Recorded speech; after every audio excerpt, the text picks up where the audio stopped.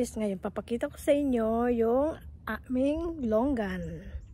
Ito siya, ayan, marami siyang bunga ngayong taon. Aming longgan.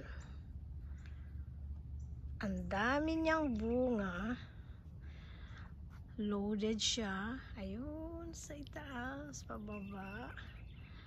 Isang puno lang ito na ganito kadami, pero yung isang puno hindi siya ganun kadami. So yan o. Mga next month ready na siya i-harvest. Ayan.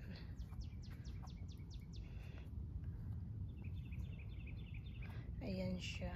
Ayan, nilagyan ko na siya ng ano kasi nga na ano siya, tawag dito, na nasa lupa na siya. So, ayan.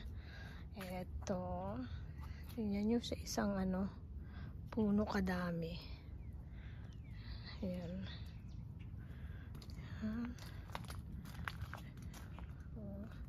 Eto naman sa isang puno. Tapos ito. Dito sa isang puno, kaunti lang yung bunga niya. Ayan, nasa ano na siya, ayan, nasa malapit na sa lupa. Ayan. Ito. Siya yan guys. Ayun pa. Ayan. So, yan lang guys. Pinakita ko lang yung aming longgan. Ako'y natutuwa lang dito sa aming longgan. At ngayong taon ay daming bunga. Every year naman siya marami. Pero this year, bumalik na naman yung madaming bunga. Okay, thank you guys for watching.